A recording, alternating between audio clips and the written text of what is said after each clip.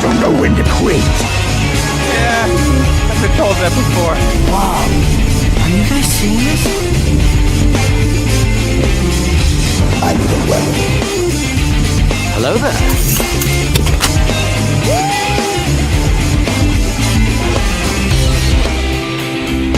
You with you? I thought she was with you.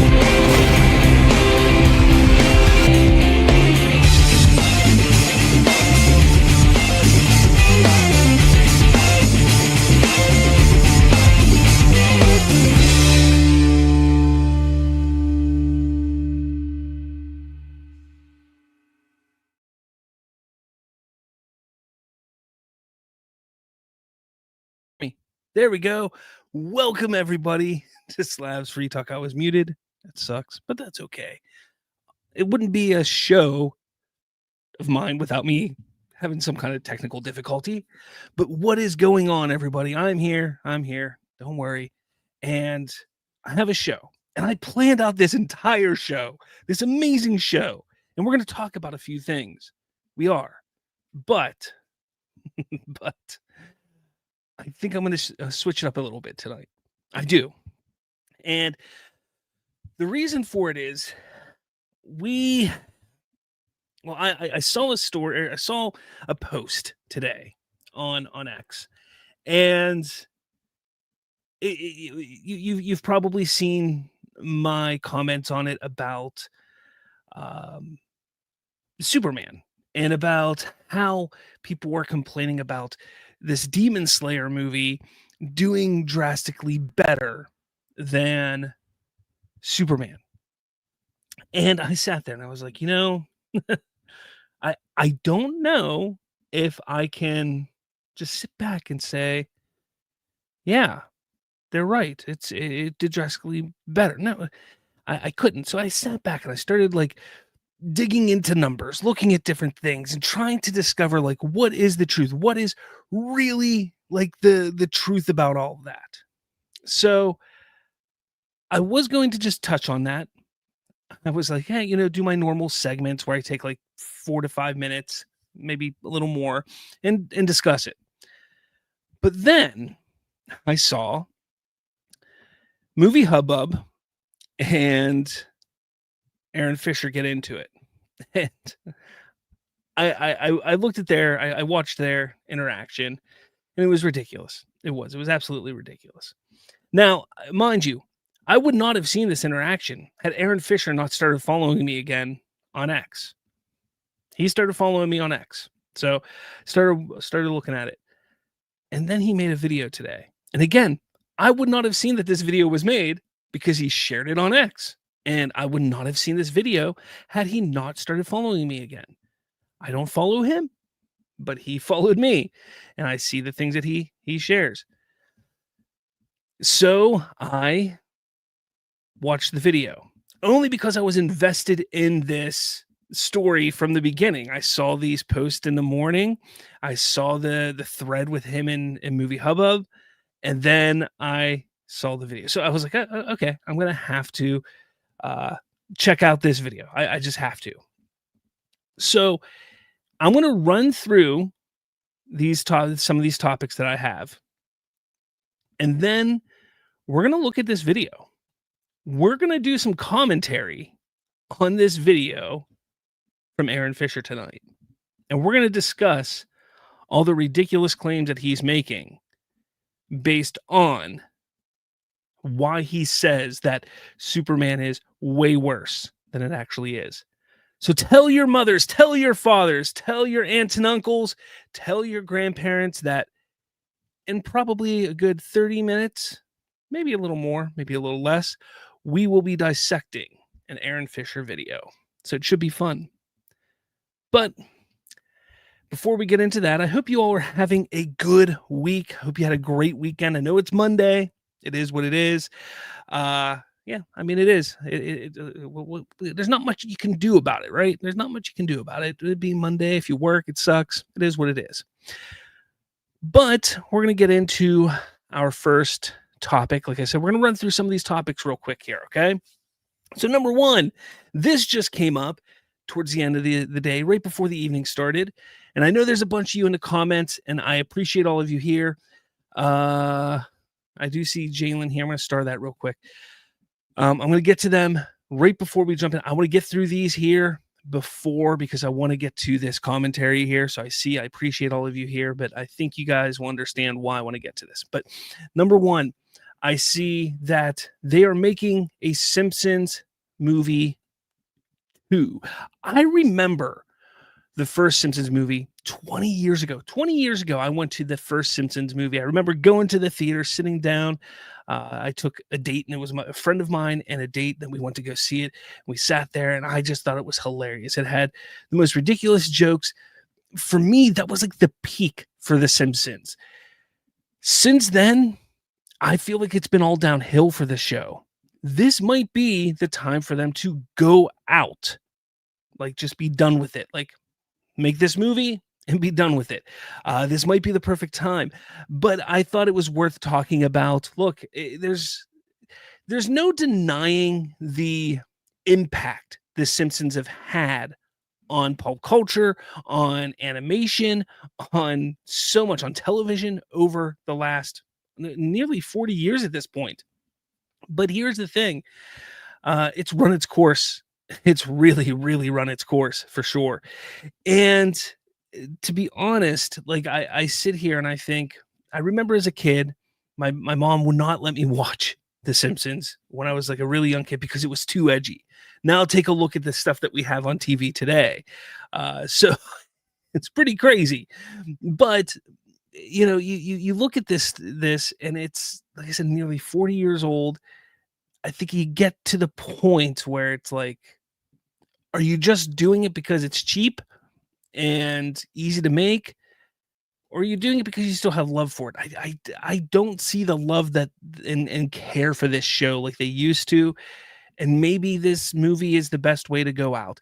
That's what I think, but let me know your thoughts in the comments below. All right, moving on to the next topic. This one's kind of fun. Glenn Powell and Michael B. Jordan are in talks to star in Joseph Kosinski's Miami Vice. Now, obviously, Glenn Powell has a history with Kosinski, being that he was in Top Gun Maverick, which Kosinski directed. But I think this would be an awesome duo for Miami Vice. The duo would play Sonny Crockett and Rico Tubbs, respectively. And look, I'm not going to sit here and say that I'm a big Miami Vice fan. I'm not going to sit here and say that I've really ever dove into the series of Miami Vice. I didn't. I never did. Did I watch the Jamie Foxx and Colin Farrell movie back in, what was that, 2006, 5, something like that? I did. I was working in a video store at that time, so any movie that came through, I watched. But do I like sit here and think like, oh man, I know everything about it? I don't. But when it comes down to stars of today, stars of 2025, of the 21st century, of this time period that I think would really be able to take this series and just make it their own, it's absolutely these two guys. Absolutely. Now, Michael B. Jordan is slightly bigger on the scale of notoriety and fame, I should say, in fame than Glenn Powell is. So it'd be kind of like a reverse, I think, in that, in some ways, just because from what I can remember from the TV show, but I think that was also just the time. But regardless, I think this would be really cool. I love Michael B. Jordan. I like Glenn Powell a lot. So I'm all for this for sure. But yeah, let me know your thoughts in the comments below. Eric, I love what he says here. He says this could be 21 Jump Street big, if not bigger. Critic Chris says, I miss working in a video store during high school. Man, I miss working. It was my favorite job. All right. This one, I'm going to stick on this next story. I'm going to stick on for maybe a little bit longer. But this one here is Star Wars related. Oh man, Star Wars. That sucks. I know. So, I don't know if you guys saw the rumors. Now, we know that there's a Starfighter movie, Star Wars Starfighter movie coming out. And it appears that Rey is still going to be the center of not just that movie, but Star Wars moving forward. Now, The reason that that's coming is because there is a rumor that the movie Starfighter has a plot where Ryan Gosling protects the son of a female Jedi. The female Jedi will be played by Amy Adams, and Flynn Gray plays her son, who is force sensitive. Ryan's character is not force sensitive, but rushes around to protect the son from the villain. Now, this rumor has then been expanded that this whole idea is that they're trying to get this kid to Rey, and for Rey to be able to, I guess, train the kid. Now, for me, look, this is all rumor. I think the rumor came from Den of Nerds, so take it as you will. Take it as you will. But like, I'm concerned. I've seen other people concerned about this. Why is there concern? Now, you can check out my whole spiel about it over at slavsfreetalk.com, which, if you really want to, let's see, how do I do that? You can just look at that. Yeah, you can click that QR code right there to get to my website. Anyways, you can, do that. Okay. So why does it feel like this? Well, first of all, this whole Starfighter thing originally was talked about how Sean Levy came in and like had this great idea and was like, Sean Levy's going to do this movie. It's so great. It's so great. But now it just kind of feels inorganic. It feels like it's forced.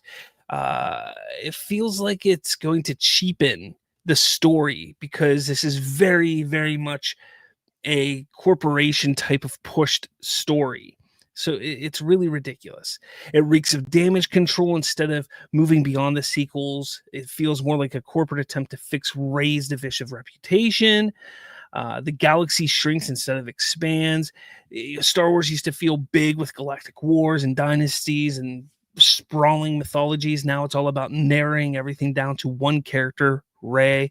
Now, I do believe that Star Wars is the Skywalkers. Don't get me wrong. I say it all the time. Star Wars is Skywalkers. Skywalkers is Star Wars. That's what I say. But I believe that they can still build on that lore while also expanding the universe. Using Rey, at least in this setting, from what we know, isn't doing that. And that's scary.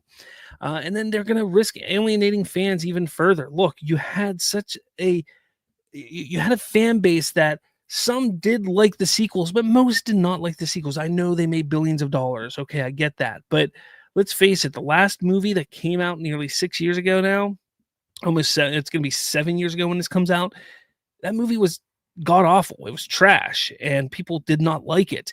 Yes, it made $1 billion, but that's only because they said the final chapter in the Skywalker saga. That's the only reason why I made $1 billion.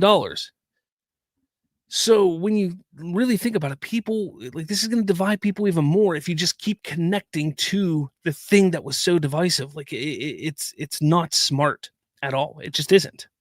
So again, like this movie could still be great. Starfighters could still be a really fun movie, but are they making the right moves here? I don't think they are. I don't think they are. I think this is a terrible plan for them. This is a terrible move for them. This is something they should not be doing. Starfighter should just be something that sits on its own as its own entity, moving forward, separated from Rey, separated from the Skywalkers, at least in its first iteration. Like if you want to build and expand on it later on and connect it, sure, maybe you can do that. But pushing it to where we have to get to Rey, like, come on. Why build on this character that nobody really likes except for like 5 people? Like that just, I don't get it. It would be more interesting to build a series around Finn than Rey. And I've been saying that for so many years. Look, I still think they can fix Rey. Absolutely. But I don't think now is the time to do it. And that is a big problem with Star Wars. So that's my thoughts. Let me know what you guys think in the comments below. All right. Finally, let's talk about this AI stuff. All right. Talent agencies circling to sign AI-generated actor Tilly Norwood. Tilly Norwood, major talent agencies are reportedly in talks to sign AI actor Tilly Norwood, the first creation from Elin Van der Velden's AI talent studio. I can't say words. A spinoff from her production company, why do they have these terrible names? Anyways, they revealed the development during a Zurich Summit panel, noting that an official agency announcement is expected in the coming months. They said, when we first launched Tilly, people were like, what's that? And now we're going to be announcing which agency is going to be representing her in the next few months. And that came via Deadline. I'm reading this through comingsoon.net. They explained that studios initially dismissed AI in early 25, but shifted their stance by mid-year. We were in a lot of boardrooms around February time, and everyone was like, no, this is nothing. It's not going to happen. Then by May, people were like, we need to do something with you guys. Tilly Norwood has already appeared in her debut comedy sketch, AI Commissioner, which she announced on her social media page. AI talent studio, Zikoya, whatever, was launched to create, manage, and monetize hyper-real digital performers. Van der Velden stated, we want Tilly to be the next Scarlett Johansson or Natalie Portman. That's the aim of what we're doing. She added on LinkedIn, audiences, they care about story, not whether the star has a pulse. The age of synthetic actors isn't coming. It's here. Varun Poom, head of Luma AI studio Dreamlab LA, agreed that studios were adopting AI quietly. Some said, oh no, we're not using AI. I knew some were lying. They were already secretly working on some stuff, but some were not open to it at all. Then definitely this year, kind of like March, April, people called me and wanted to talk to me, she said. Poom added that major companies are already developing AI-assisted projects under NDAs, with public announcements expected soon. In the beginning of next year, there's going to be a lot of announcements, she explained. Now, this caused a whole bunch of uproar because, look, let's face it, AI is here. All right, AI is here. People use AI every single day, whether it's to help them create a resume, whether it's to help them create art, whether it's to help them create whatever. AI is here, and it's not going anywhere. But is this too far? Is this too far? This is some of the things that people have been worried about. Now, let's not, like, we got to take a step back here for a second, okay? Because let's not forget that years ago, you know, when it came to film, we would sit there and say, okay, we are going to advance technology in movies. We would go from practical effects to digital effects. Okay. This is essentially that same type of leap. Now, I'm not sitting here saying that I'm for or against what they're doing here. But if you think about it, you know, people are afraid of jobs being lost, jobs, you know, that kind of stuff. If we're looking at just the jobs, I'm not talking about likenesses, but if we're looking at just the jobs possibly being lost, okay, I don't think there's much of a fight there because it is no different than any other transition or jump from technology being created. So that's tough because we're always trying to create technology to make life easier for everybody. So what is the difference of creating Boss Nass in Star Wars Episode 1 to this? It's essentially the same thing, just far more advanced and way better looking. It's the same type of thing. Now, I get where people are coming from when they say, well, it's stealing likenesses or it's trained off of other actors and things like that. That I understand. That's where things get a little sketchy, and I get that. That's where I can say, okay, you're stealing from the artist. You're stealing from somebody. That's where things get a little iffy. But where I then come from is, what if, for instance, James Earl Jones signed off prior to his death that Star Wars Lucasfilm could utilize his voice digitally after his death. And therefore, his voice can be manipulated and used after his death. So if actors are willing to say, you know what, I'll take a payment of X amount of dollars for my children's children. Sure, I'll sign a contract for you to use my likeness or to train your AI off of my acting abilities and so on and so forth. Then so be it. But that's the thing. Like, there's going to be that type of transition and change, that this kind of stuff is going to happen. Is it wrong? I don't think it is, as long as it's done copacetically, as long as it's done in a way that everybody can shake hands on and everybody can agree on. Because that's the thing that I think everybody is so afraid of, is the theft portion of it. And I know Donovan in here in the comments, I know he is a big proponent of not liking AI. He hates AI. He hates this whole idea of AI. I get it. And I see why. I see this whole idea of not liking AI. But again, there's two sides of it, and you can't ignore the one side of it. You just can't.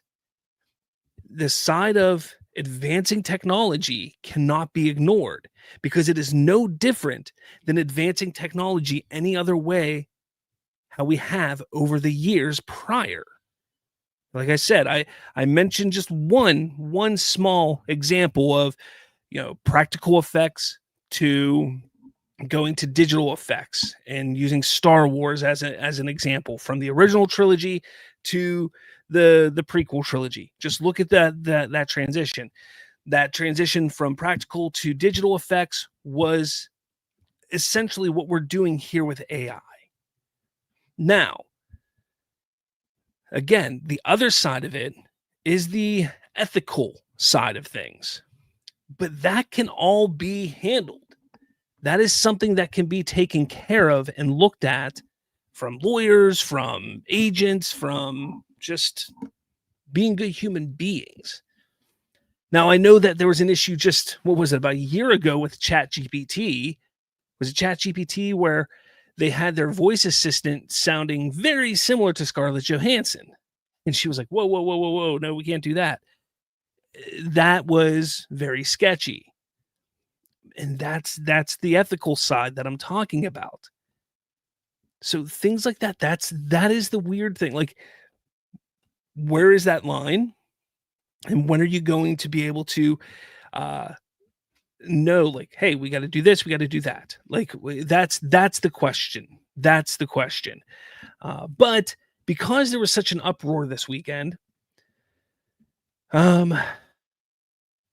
they came out, the creator of the actress Tilly Norwood came out, and they wanted to reiterate, and they said she is not going to be a replacement for a human being, but a creative work, a piece of art. Like many forms of art before her, she sparks conversation, and that in itself shows the power of creativity. And there she is right there. I mean, I'm going to be completely honest with you. If that image popped up, I would have no idea that that's AI. Not a clue. No idea that that's AI. But yeah, that is what they're saying. Is it damage control? I'm thinking it's damage control. I am thinking it's damage control, but it is an interesting little aspect for sure. One that I've been mulling over for a while, on wanting to do a deeper dive and conversation with a lot of people regarding AI, because it is such an interesting topic, and one that does affect pulp culture in quite a lot of ways. But let me know your thoughts in the comments. I'd love to hear what you have to say about this, because like I said, it's not so easily cut and dry. It's just not. It's not something that you can, I don't believe it's something that you can just sit there and say, nope, it's stupid, it sucks, get rid of it, it's terrible. Because it does have a lot of use in everyday life. But I also understand that from an ethical side, there are some issues. I do get that. I do understand. But let me know your thoughts in the comments below.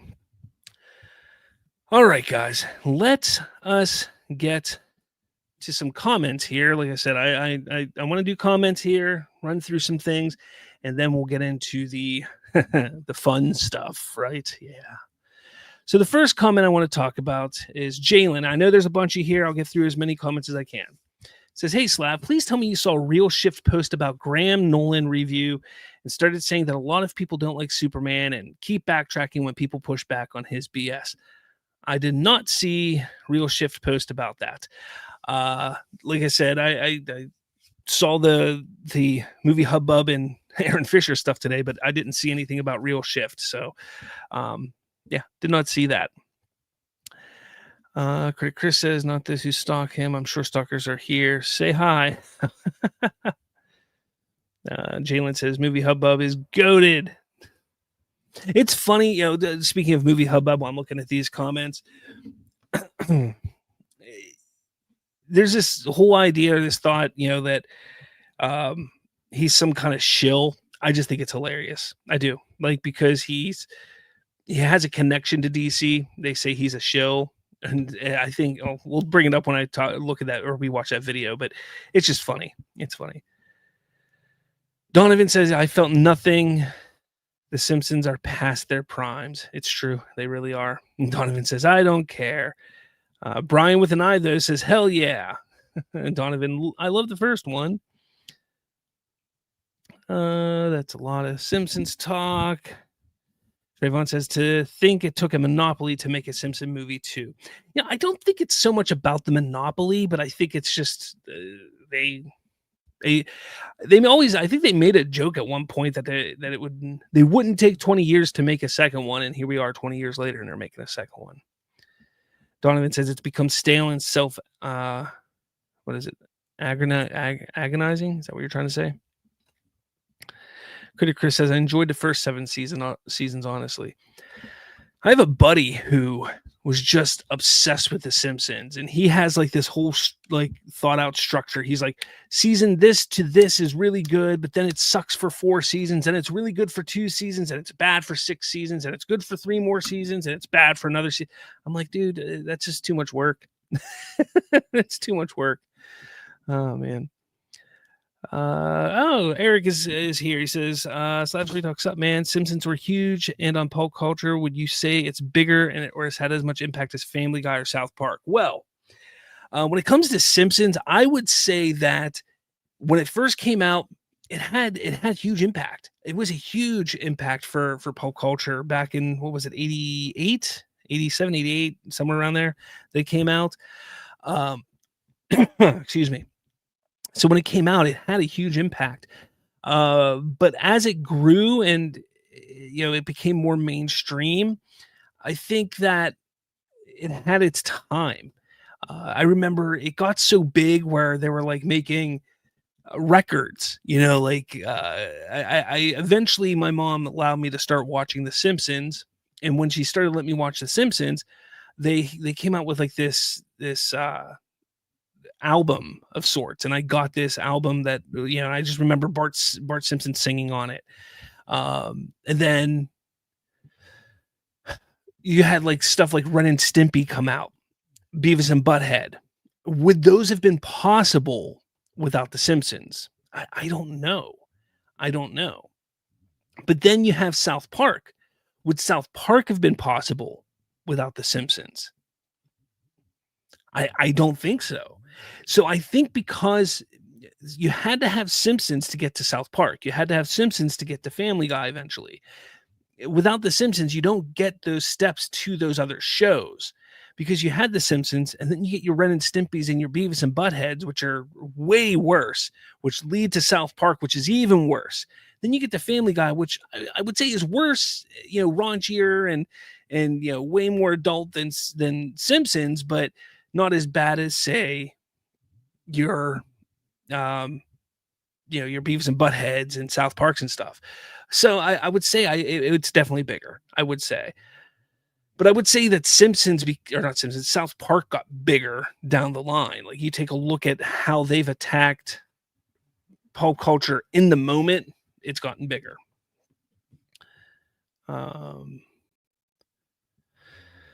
Chris, someone made it interesting if the Simpsons were aged up. If so, I might see it to go check it out. Yeah, that might be interesting. Brian with an eye hopes that Miami Vice is a period piece. I hope they put it in the 80s. Like it needs to be, I think. Put it in the 80s, set it in the 80s. It'll be a lot of fun.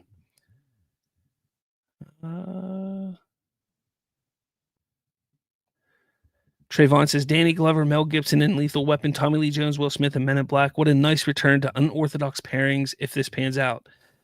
Look, I mean, I wouldn't say it was unorthodox. Those two, hold on a sec. When it came to Miami Vice, they weren't unorthodox like Riggs and Murtaugh were. Like Riggs was, the cop who was unhinged, with Danny Glover, who was like, straight-laced cop who was about to retire. Danny Glover, Murtaugh was just like, I'm too old for this shit, about to retire. Tommy Lee Jones was kind of the same. He was about to retire. He was straight-laced. And then you had Will Smith's character come in, and he was, the hot shot. So it was like that.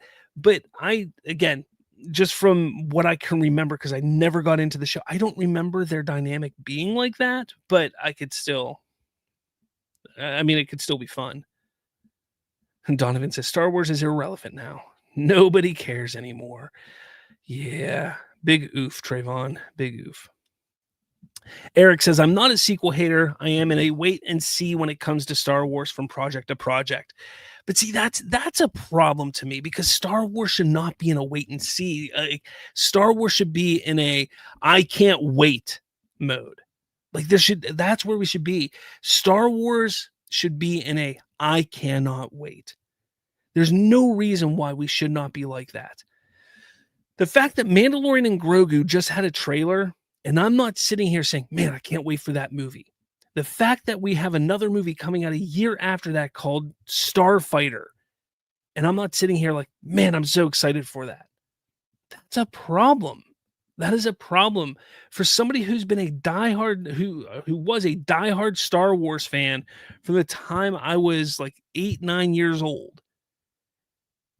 Like that to me is just a problem. And I've been a fan of all pop culture for that amount of time. There's an issue there. Like it should not be a wait and see thing. It should be, I can't wait. I can't wait. But I get it. Donovan says, I'm not buying anything from Roca and Snyder. I understand. Like I said, it's all rumor. It's all rumor. So you got to go with I made sure to say that. Trayvon says, no joke, Slav. Sean Chandler said the same thing you said about Mando and Grogu trailer being boring. It was. It's stupid. I wasn't saying it's stupid. It didn't do it for me. Eric loved Andor, didn't care for the Acolyte except for the Khmer stuff. Don't get me started on the Acolyte. Could have been so cool. I've been saying for years to focus on the villains. That is one intriguing aspect of Star Wars that they don't do enough, is to like solely focus on villains. And they just man. Donovan says Andor ruined Star Wars. Interesting. I wouldn't say it ruined Star Wars. It just, look, I say it all the time. I like my lightsabers and action. So Eric says, I think they should go back, not forward for now. Looking forward to Mangold, Dawn of the Jedi. I hope eventually we get Old Republic. Are we going to get Dawn of the Jedi? I don't even know if Mangold's going to do it. What's he been up to right now? Like, come on, man. We need it. Andre says the best Star Wars project of the past 20 years ruined Star Wars? ? I think you're talking about Andor from what they set up there. Donovan says Star Wars needs to move on from the Skywalkers. Yes and no. I'm going to say yes and no, because I don't fully agree. Why is my connection unstable? That makes no sense. Come on.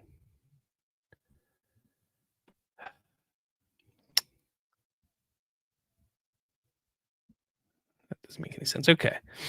Let's see.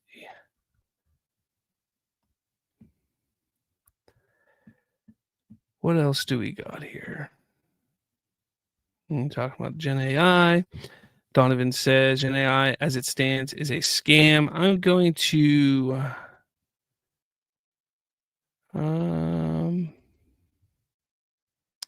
Why is that so bad right now?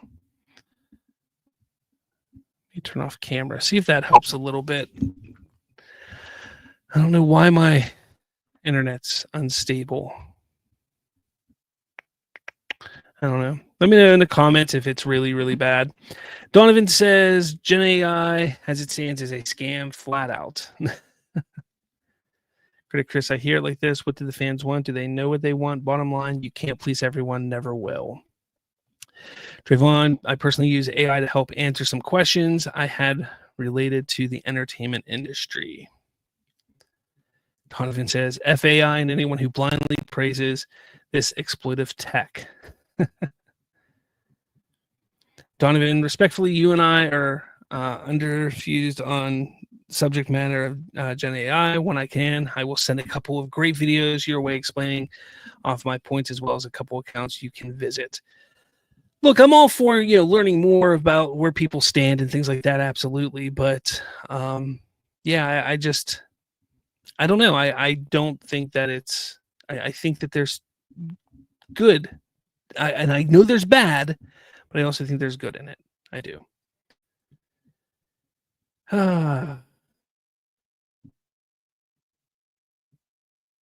All right. Okay.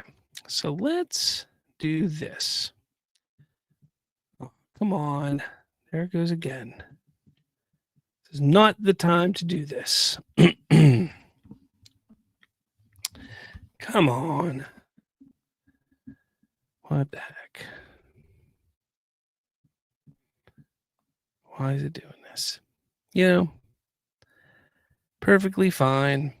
And then it doesn't want to work when I need it to work.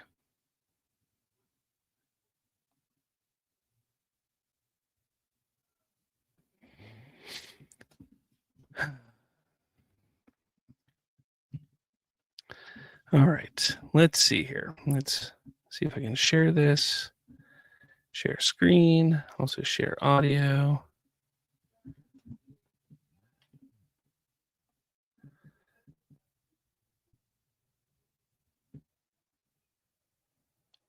All right. Okay, like I said, this video here specifically is about the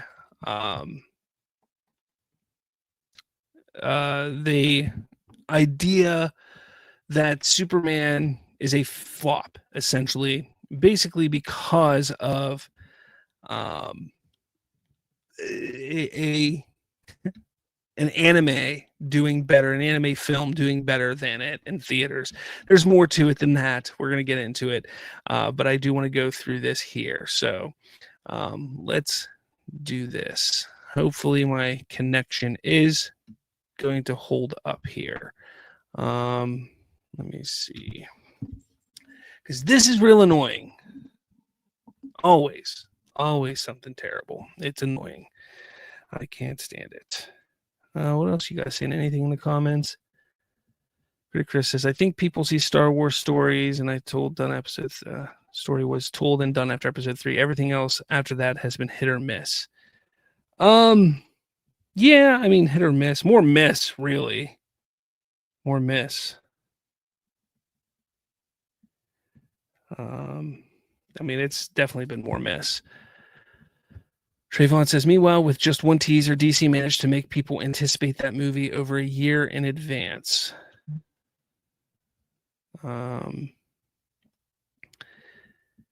Chris, any stories of a young Qui-Gon, Jin, Dooku that would work as a prequel? Film or series? Yeah, I guess. I don't know if they're ever going to do it, but we'll see. All right, guys, I'm going to hit play on this. Let me know if it's looking terrible, if it's sounding terrible. I'm I'm hoping it's not going to be terrible because, like I said, I am going to play it and hopefully it works. All right. And I'll stop it and discuss as we go along. I have to show you guys in regards to the streaming numbers. This is pretty freaking crazy. All right, so the first photo I wanted to show you guys here today comes from Anime News Center.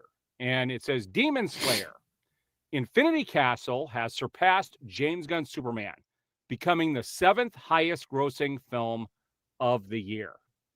How sad is that? It's not sad at all. He truly tries to make this like it's some big deal that this movie literally, this Demon Slayer movie has made $1 million more than Superman. Sure, it's probably going to make more than 616 million. Okay. But the fact that it's made $616 million and Superman has only made 615, it's probably a, finish right around there. It's not that big of a deal, man. Like, movies can make more than other movies. Why aren't you sitting here saying, oh, this made 616 million, but Fantastic Four only made this much? Why aren't you saying, oh, this made 616, but Captain America only made this much? Why aren't you saying that? That's the problem. Like, they're only calling out Superman. Why? Why are they only calling out Superman? Well, let's continue to see what he says. No. And of course, we get an ad. Looks like Trouble in Paradise as the hottest festival of All right. And I'm getting terrible service here. the year has flamed out. Let's get bad. Let's see. Service is ass. Now, what's crazy about this is I don't even know what Demon Slayer Infinity Castle is. I've never heard of it. I'm not into manga at all. And the only manga thing I own has to do with some Star Wars thing they did for Empire Strikes Back, this 4-issue thing. That's it. Outside of that, I'm not big into anime. It's not my thing. I don't even know what this is. You ask anybody in my family, they wouldn't know what this is. But it made more money than Superman.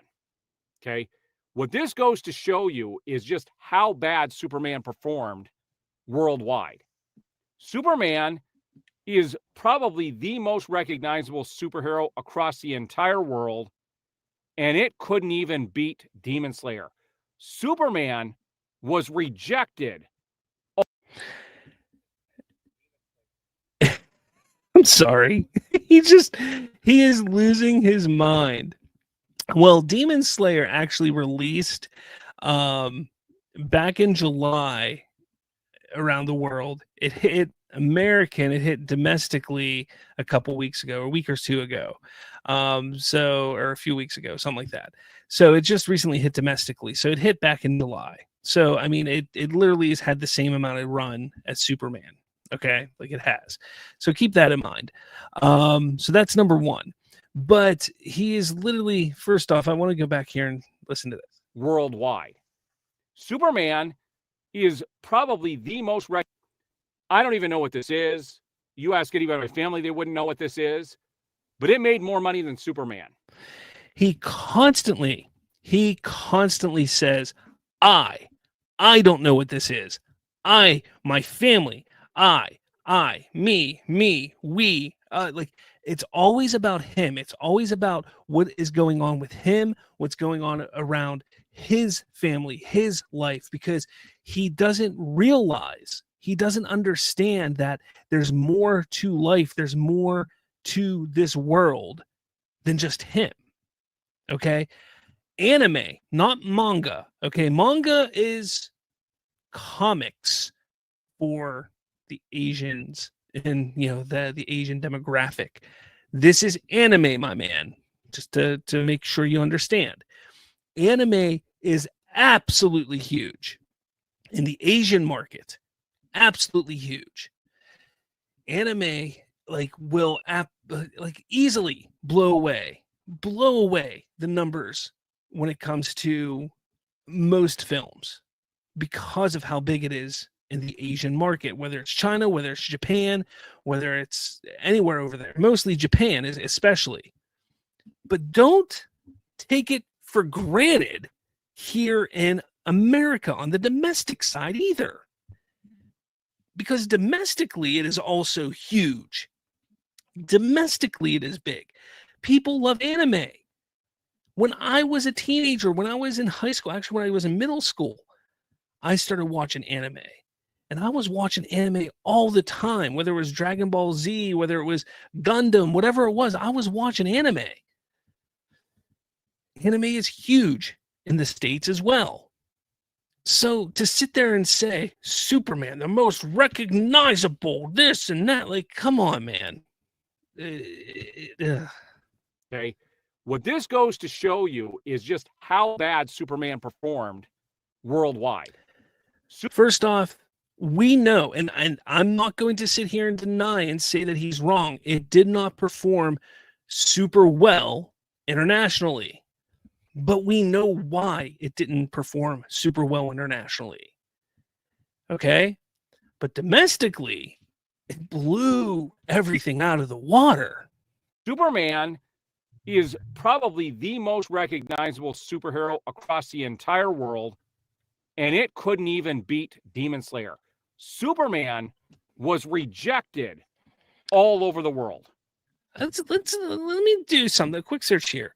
Who is the most recognizable superhero in the world? Let's see what Gemini says. Depends on criteria, blah, blah, blah. Superman, Batman, and Spider-Man are considered ranked as the most recognizable. Superman, Batman, and Spider-Man. Okay, so he's not wrong, but they don't give you like a top. So, okay, I'll give him that. I'll allow it. But I look, here's the thing. He specifically leaves out one major factor in all of this. One huge factor. Anime, people love. Demon Slayer, which started back in 2018, 2019, something like that, is on the rise. Demon Slayer is huge right now. People love Demon Slayer. It is on the rise. The DC content in films is just getting rebooted. Not to mention that there's a lot of stank on DC thanks to the DCEU and his Snyderverse. So there's a lot of stank on DC. Demon Slayer on the rise. Yeah, it's going to do a lot of money. But overall, to sit here and compare an anime to a live action film is comparing apples to oranges. It's stupid. It's absolutely stupid. Let's keep going. Maybe. This version of Superman, nobody wanted it around That's the world. Not true. People were expecting Henry Cavill. No, they weren't. Here's the thing. This version. People were not expecting Henry Cavill to come back because he hadn't been back in 19 freaking years. It's been 19 years since Henry Cavill made an actual real appearance. Oh, he was in Black Adam. Nobody went to see Black Adam. That's why they decided to move on. Nobody saw Black Adam. So who was expecting to see him come back? He made the official announcement that he wasn't coming back. So you can't sit there and say that, well, he made an announcement he was coming back. Well, he also made an announcement that he wasn't coming back. So why would people think he's coming back then? Well, Black Adam. Well, nobody saw it. Nobody supported it, which is why they moved on from it. You see, people did not think that Cavill was coming back. Not to mention that the marketing very, very prominently showed a new and different actor as Superman. If Superman was rejected. Now, some people are going to come in and say, well, it did great Yes, domestically. Well, then you've got a big Superman problem in the U.S. as well. So we have a big Superman problem. The movie does nearly $400 million in the USA, and we have a big Superman problem? Because Demon Slayer is more popular. It is not. Well. You want to know how much Demon Slayer's made in the USA? Just over $100 million.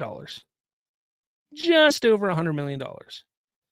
So, Superman making nearly $400 million and 300 some odd million dollars domestically, well over what his boy Zack Snyder's Man of Steel made, which, it is what it is. We have a Superman problem domestically, is what he says. That's what he says. Interesting. Okay, let's keep going. And it's going to continue to make money. Yes, it is. That's the crazy part. Superman died. When it left theaters, it was dead. No, actually, let's pull up some information here that I conveniently don't have up. But here, I could pull it up relatively quickly because I can do that. Let's see, right about here. Oh, that's right. Superman was HBO Max's biggest movie debut since Barbie with 13 million views. But wait a minute. Did he just say Superman died? That it died? That doesn't sound right. That doesn't sound right. Now, all Superman fans were rejoicing this morning. Because Superman streamed in its first week on HBO Max. 13 million views. Okay? 13 million views in its first week, which is the best since Barbie released on HBO Max. Right. But let's look at this in comparison to several other projects. Now this is where it gets fun. First up, this comes from comic book something CBC. I don't know what. Comic book something CBC. CBC is a Canadian broadcast. Crap, I can't even remember it now. But I'm not trying to sit here and say it's a comic book thing. No, it's a Canadian broadcast company or something like that. Like, it's a Canadian website. Like, do your research, my man. If you're going to use the site as an actual... Come on. I'm sorry. All right. This is. But it says K-pop Demon Hunters wasn't a sure thing. It's now Netflix's most watched movie ever. Toronto writer-director Maggie Kang's cross-cultural blockbuster posts 236 million streams. Holy crap! Now, K-pop Demon Hunters. The funny thing about it. So we were just talking about Demon Slayer, which is an anime. Now, K-pop Demon Hunters isn't necessarily an anime, but it does come from, the similar market coming from Korea. It's Korean. And, people in that area really love their K-pop, and they really love this kind of style of film. It's really big. The fact that it's got 236 million streams, I can tell you right now that easily 120 of those streams are from my household because of my girls. Okay, so it's not like you're getting 236 million people watching this, like that movie, like 120 easily, if not more, from my household because of my girls here. They've watched that movie so many freaking times. I know the songs by heart myself because I've heard it so many times. It's pathetic. The obstacles they try to jump through, the hoops they try to jump through to try and make it seem like Superman failed. They wouldn't have to jump through these hoops. They wouldn't have to try and make it look like it failed had it just failed. If this movie just was a flop, if Superman just failed, they wouldn't need to do all this. They wouldn't have to sit here and pull stats from a Netflix movie that was an unimaginable, huge, massive success that nobody saw coming. Nobody. But this is where it gets even funnier. This photo and the next photo I'm taking comes courtesy of the Lethal Geeks. They posted these. I grabbed them. I'm sharing them here. Our they friends deserve the credit on this. My best friends over at Lethal Geeks. Not only they're my friends. Did this make 236 million streams? to Superman's abysmal 13 million streams. Think about that. Whoa, I'm thinking Think about it. that. Whoa, That's insane. Almost 20 times more. 20 times Insane. more. That's Insane. insane. It's insane. Okay. Oh, Whoa. it didn't even beat Rebel Moon. Remember the movie that was supposedly a failure and was a bomb? Here's my shock It face. had 24 million views in its first 3 days. Okay. In its first 3 days.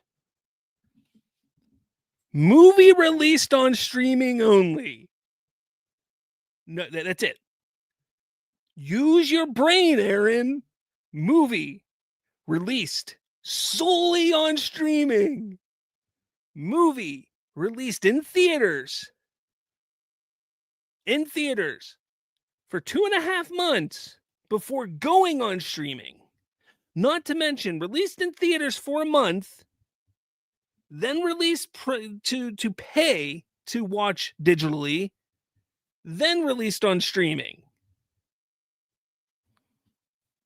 Do you see do you see the ridiculousness here? Do you see, like, they try to make things make sense when it just doesn't. Like, they think, like, he probably, like, first off, because this came from Lethal Geeks, and I'm sure you guys saw the video that Comics Cuts and I did, and you know how asinine and ridiculous their takes are on things and how they just don't vet their own information. I'm sure, like, I can see them. They were probably, like, on the computer, like, guys, look, Rebel Moon, look, Rebel Moon, our Lord and Savior, Zack Snyder, look, they got 24 million views in the first 3 days. We got to share this. We got him. And I'm sure that's how excited they were. And then Aaron Fisher saw it, and he's like, I'm sure he's sitting in his little closet because his family doesn't want to see him, so he hides in there all day. He's probably sitting there, and all of a sudden he's scrolling through his computer, and he goes, "Ha! Got him!" So hey, he takes it, and he throws it up on the internet and shares it with everybody because they all think like this hive mind that they got all this information and that they're the smartest people ever. When in reality, they just look like complete dumbasses, because this is like comparing apples to toy oranges. It doesn't work. It just doesn't work. It doesn't jive. But okay, let's continue because there's a lot more. It had 24 million views, much less a week. Think about those numbers, guys. No matter what anybody tells you, Superman was not the blockbuster hit they claim it to be. It's was all smoke and mirrors. It was. Let's look at what Movie Hubbub posted this morning, and him and I were going back and forth. So in regards to this, I actually posted this yesterday, and I said, further proof that Warner Brothers dropped the ball. The most recognizable character in the world.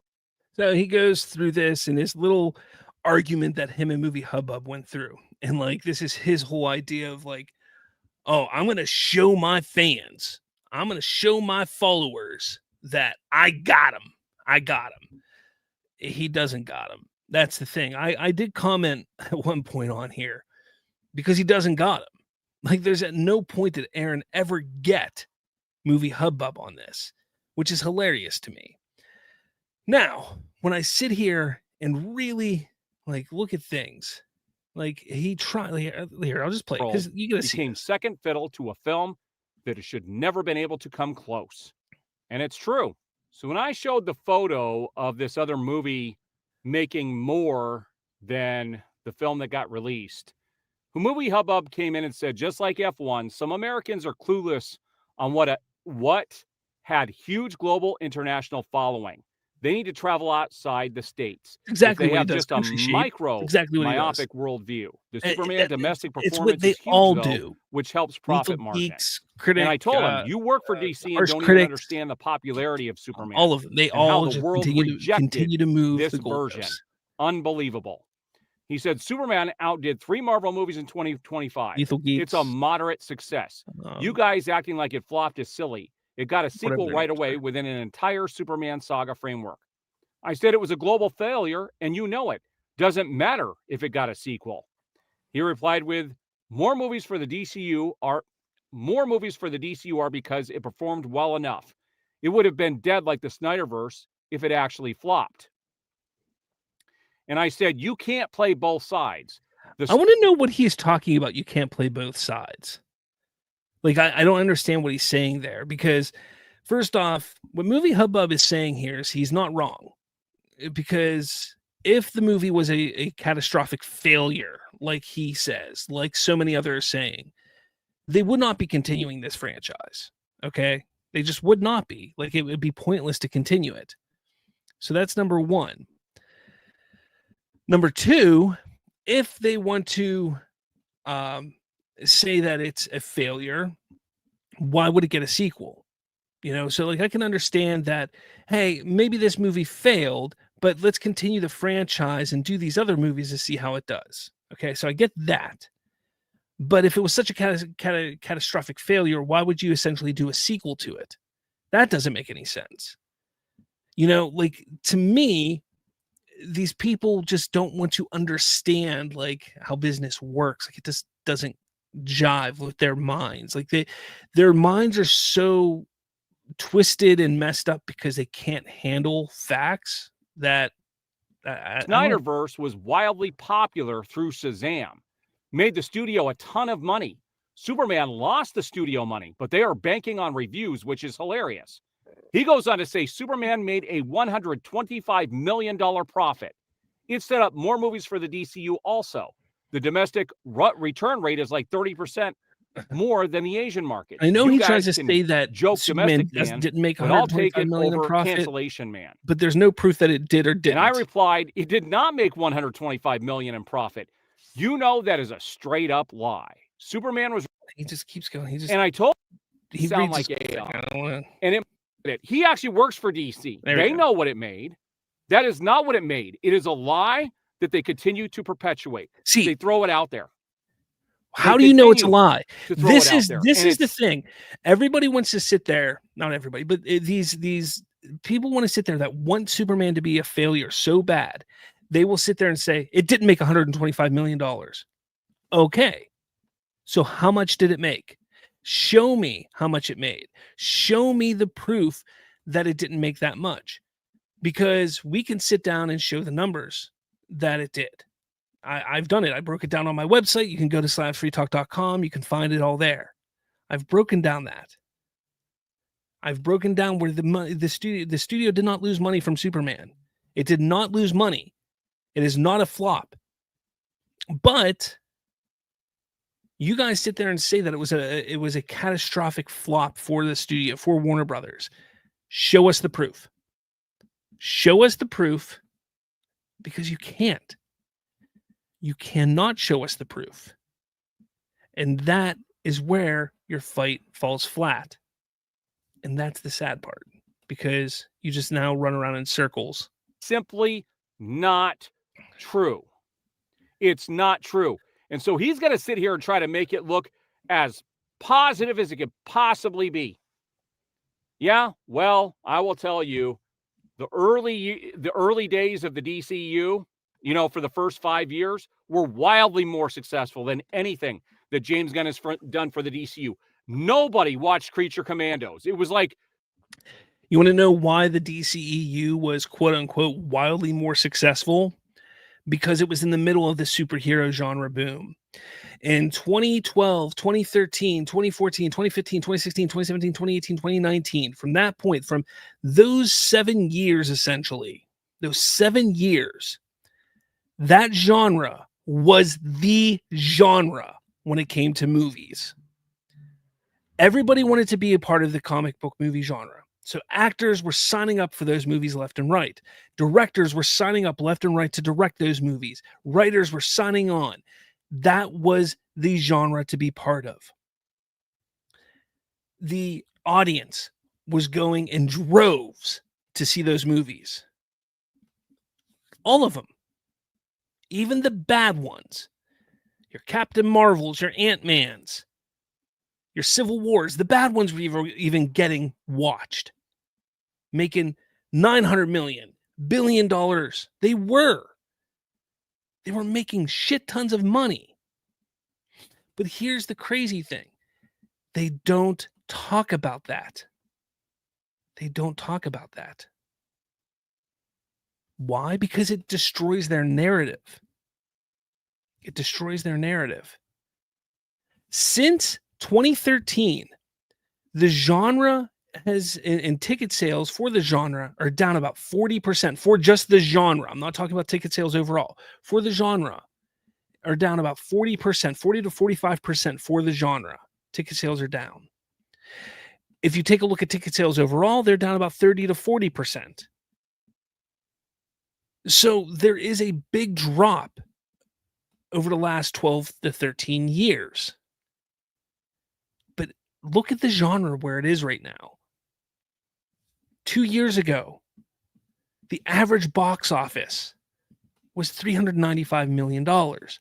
Last year, $450 million. This year, thanks to Superman, the average is over $650 million. But will they give credit to Superman for beating the average of the last 2 years for the superhero genre, for getting it back over $650 million? No, they won't. They won't. 300 million a week or 300,000 a week we're watching it. That's it. Do you guys know how small 300,000 a week is? And then you have Peacemaker, which is getting like 700,000 a week. They can't even get up to 1 million views on these projects because nobody cares about what DC is doing. The world rejected this version of Superman. The entire world did. Okay. Doesn't matter what it did domestically. Domestically, it didn't even sell as many tickets as Man of Steel did. The interest. I just explained why it didn't. First off, this whole idea that a movie 15 years later has to do as well as a movie 15 years ago is just dumb, asinine, and pathetic. That's not the bar. That's never been the bar. That's not the bar for studios. That's not the bar for anybody. It's never been the bar for anything. Like when they made Batman Begins, do you think they sat there and said, this movie needs to make more money than Batman and Robin did? This movie needs to make more than Adam West Batman in 1966. Do you think that's what they said? No, they couldn't care less. They looked at 2005 and they said, what is going on in 2005? What kind of money is Spider-Man making? What kind of money are the X-Men movies making? What can we expect in that regard? And we want to make that kind of money, if not more. That's what we're looking for. Because that's what studios look at. They don't look at what was going on 10, 15 years ago because that's stupid. That is just idiotic. You can't, like, if you were a studio head and you were doing that, you would be out of a job within 2 days, if that, because it's stupid.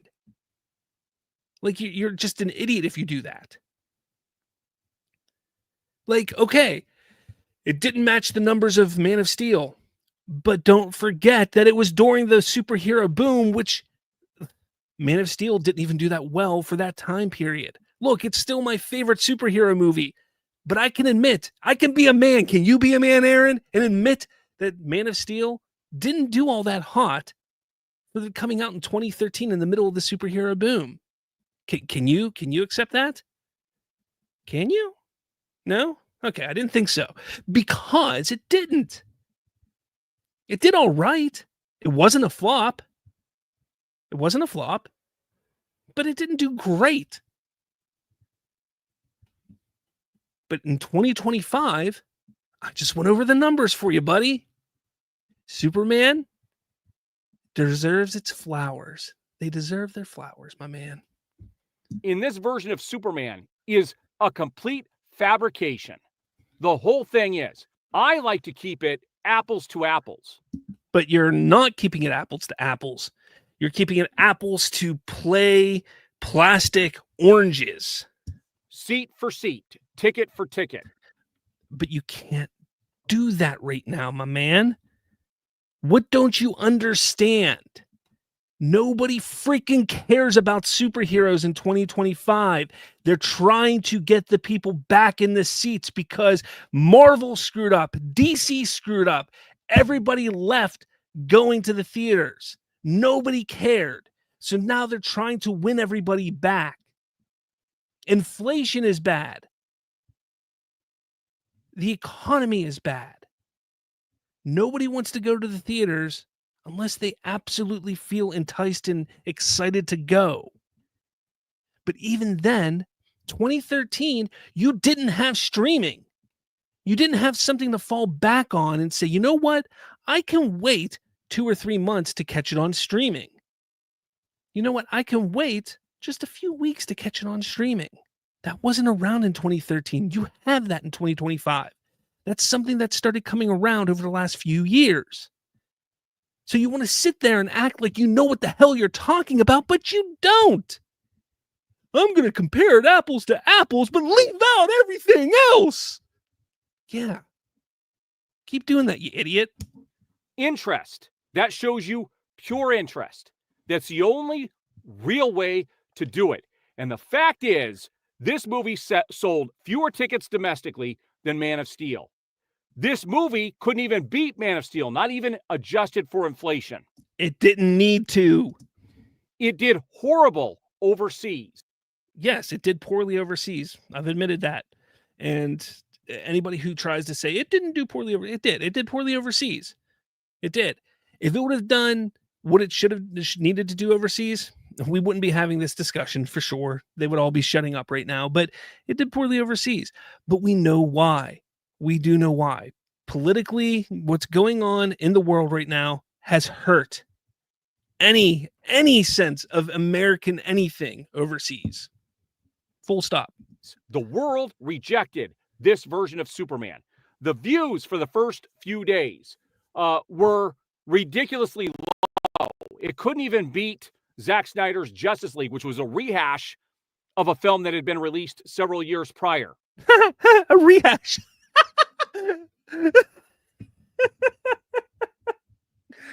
Please, somebody clip that.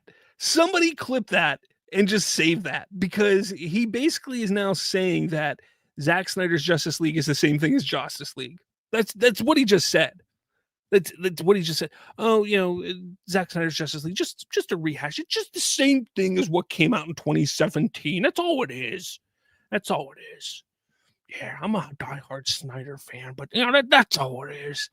Like, dude, do you even hear yourself talk?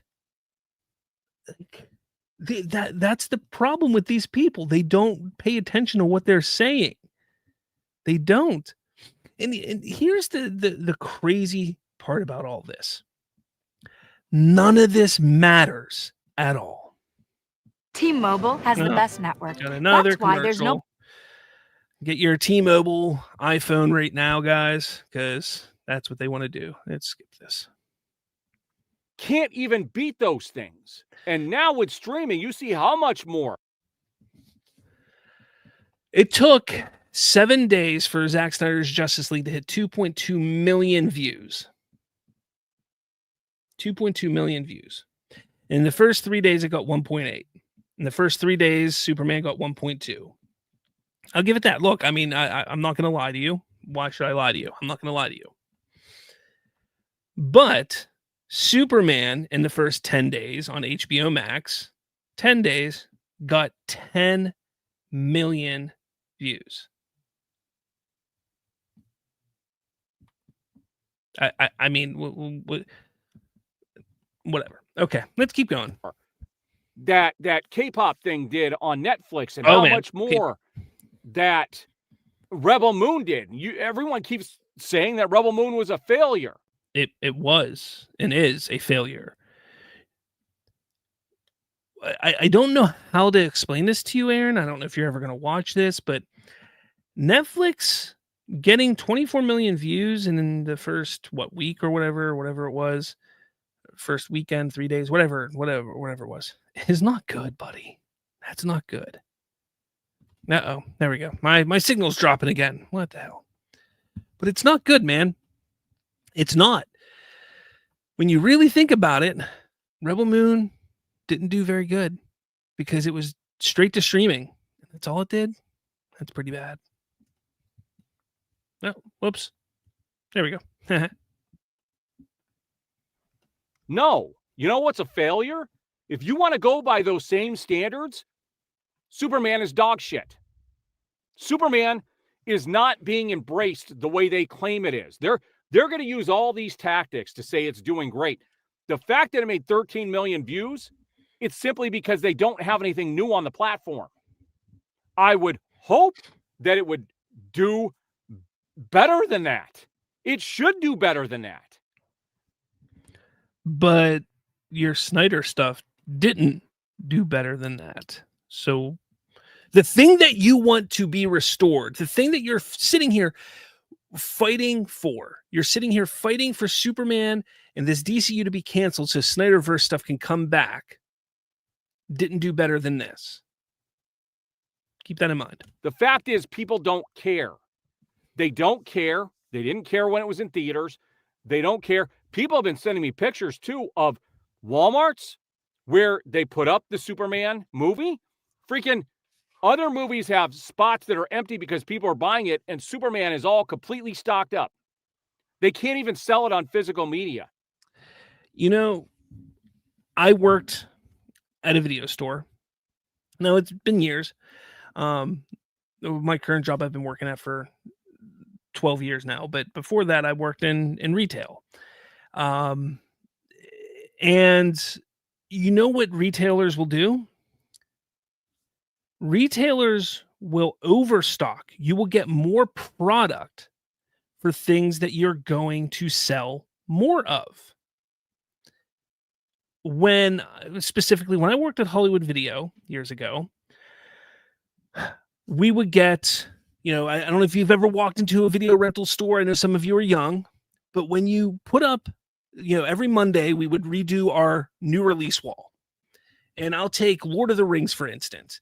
Lord of the Rings would be a huge rental. We would get 100 copies of Lord of the Rings, and we would fill a whole bay of Lord of the Rings. But let's say some random movie also came out. We might get 5 copies of that, and we would get maybe 2 little spots on the wall. That's how it works in retail.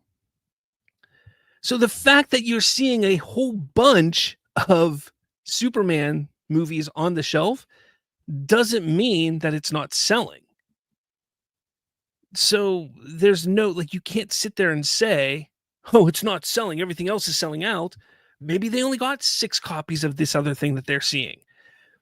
Maybe they got 30 copies of Superman, and maybe there's 5 copies or 6 copies left of Superman.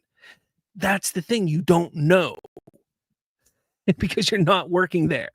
Like Real Anarchy says, again with the Walmart sheriffs. Yeah. What is the Walmart sheriffs going to do? They don't know shit. They don't. All right, let's keep going. Come on, play. Like, this is crazy. I remember when Zack Snyder's Justice League came out, I had to go to several places to be able to pick it up. No, you didn't. Same with Batman versus Superman. Batman versus Superman is one of the biggest selling Blu-rays ever. Didn't. That extended version.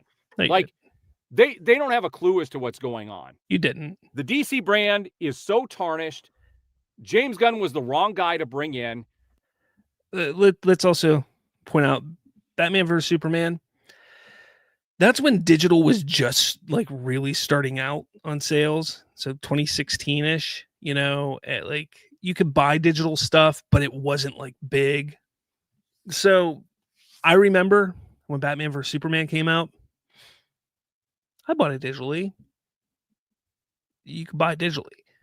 Or I walked into Walmart and I grabbed it off the shelf, which I did. Because I have my Superman. I just actually bought it today.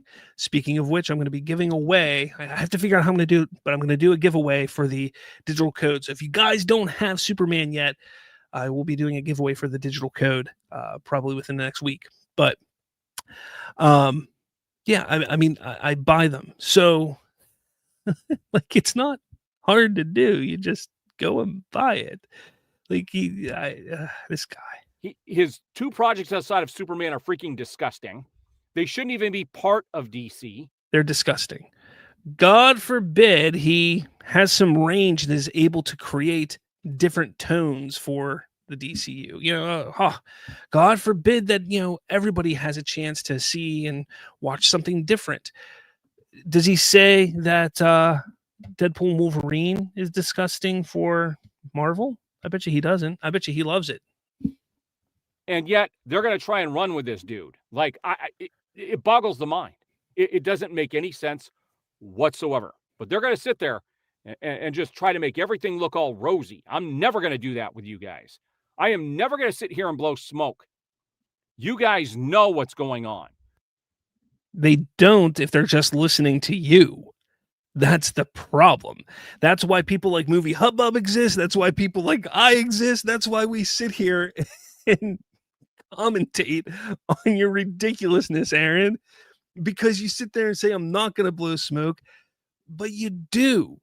You do. You just make up complete bullshit and blow smoke nonstop. It's rather pathetic, my man. It's pathetic. It really is. Like, I don't know.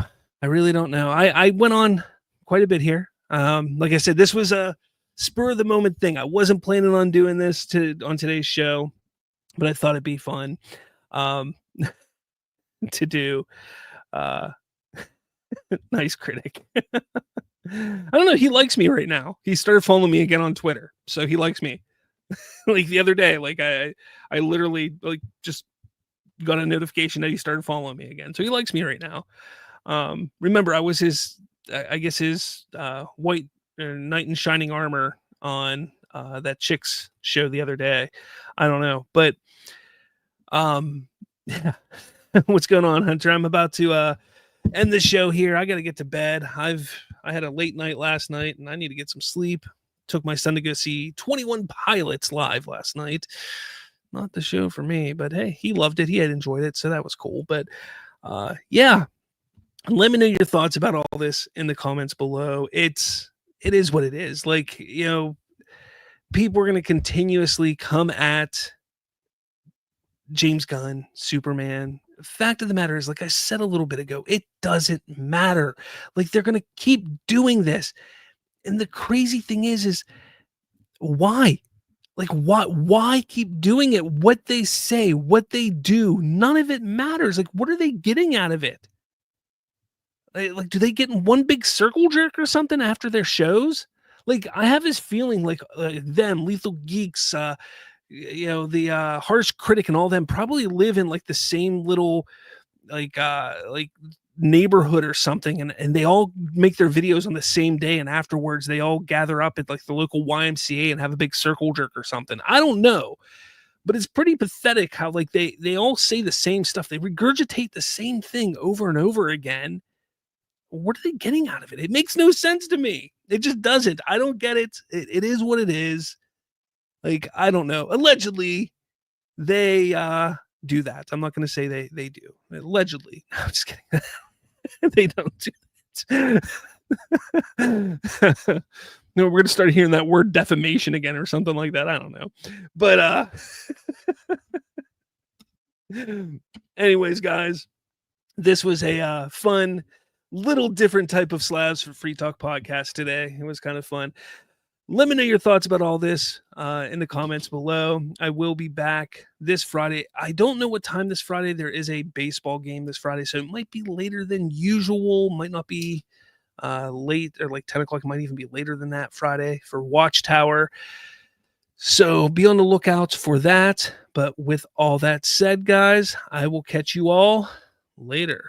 If I can find the right stuff to press, because I'm on StreamYard and not used to it. I am not on the right thing. Where am I at? There it is. See ya.